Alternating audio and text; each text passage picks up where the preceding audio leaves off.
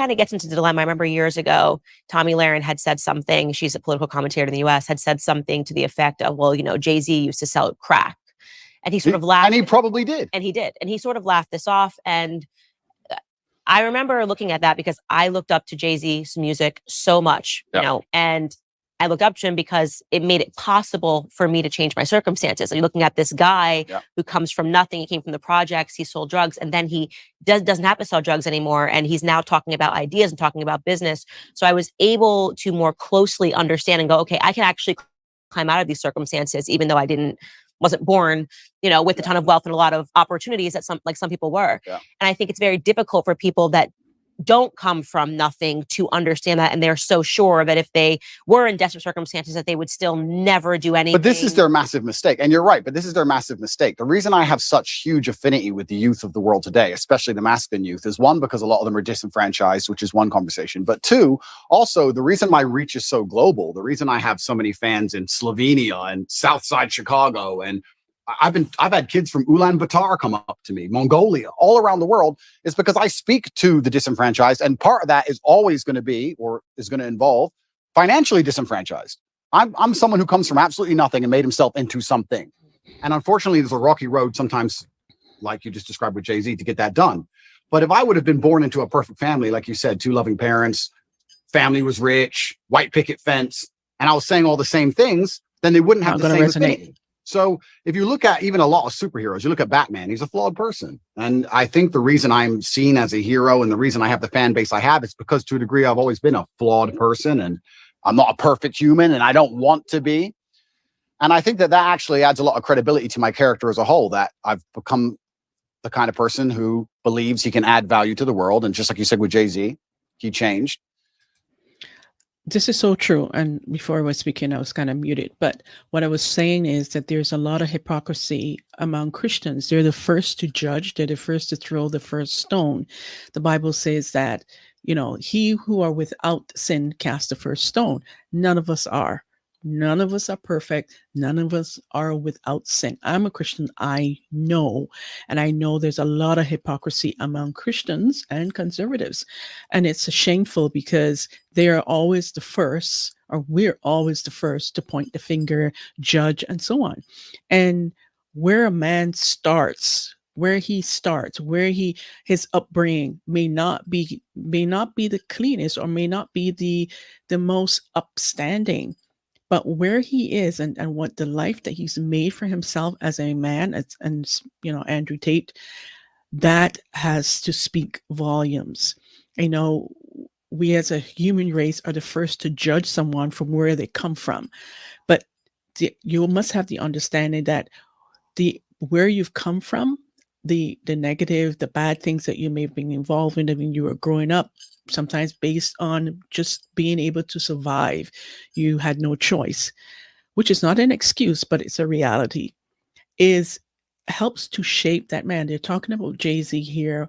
He used to sell drugs, and now look at Jay-Z. He's one of the richest men on the planet, and he's had a lot of impact, whether you like his music or not.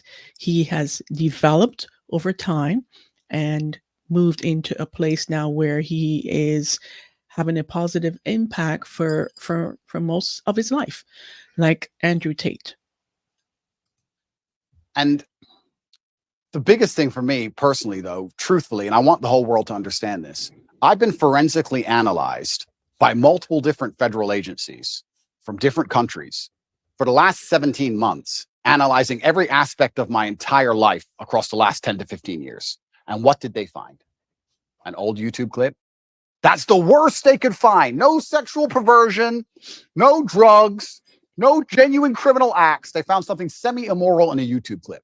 And I would actually challenge anybody who wants to throw stones at me to go through the same level of scrutiny I have been under. And let's see what they find in your life. Because I guarantee anyone who's watching this right now, you sit there, you have a secret in your closet.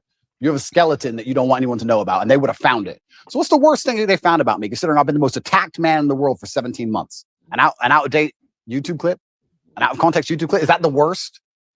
I think it's crazy that people aren't even sitting there and going, okay, this guy's been absolutely attacked from every single angle, and this is the worst they could possibly drag up. Right.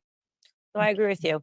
So the question I would ask you though, and because obviously you've moved away from that business, the thing I find to be the most interesting about you is that younger boys love you. Yes. They absolutely, like the 12, 13-year-old, 14-year-old. I have not come across a 12, 13-year-old boy who's not just an Andrew Tate stan. Yeah. And I think it's remarkable. It gives you a lot of power. And I think this is perhaps the interest that a lot of people have in you is, what are you going to do with this power, right? You have all of these boys, they believe in you, they stand up for you. And that is why it becomes important to state, I'm not sorry that I lived this. I don't think I would say that I'm sorry for anything decisions that I made when I was young either, because this is the deck of hands that I was given. What do you want me to do? Yeah. But at the same time, I do try to, now knowing that I have such a following of a lot of young ladies that follow me, say like, listen, I did the idiot stuff, so you don't have to. Power and responsibility go hand in hand. And that's the thing that's so interesting. These out-of-date clips, and they want to talk about these things from 10 years ago. At the time when I was talking to camera, those videos are made for private circulation initially. Secondly, I wasn't trying to educate the world on anything back then. I didn't have the kind of power and influence I have back then. The way you say something to a video which has 50 viewers has to be different than the way you say something to a video that has 50 million viewers. Power and responsibility absolutely go together, and I understand that very well, and I understand the power I have. And I do believe I'm now an absolute force for good in the world, and I'm far more careful with how I'll project myself with certain ideas. Absolutely agree, completely. But that's the thing that's even so crazy about all of it. These old videos that everyone's so concerned about wouldn't even circulate if my haters weren't constantly trying to use them against me. They'd be disappeared into the history of the internet. I don't know where these things come from. I don't know where they were found. I don't know where they are. It's kind of crazy. A lot of people are making all these constant attacks on me, and I don't watch a lot of it. I'll have to be honest with you, Candace. I don't watch all of it, but a lot of the videos are so outdated. The only reason they even exist now is because my haters are so desperate trying to take me down. They don't have any concern for them being seen, because they wouldn't be circulating them otherwise. So yeah, absolutely. Power and responsibility go hand in hand.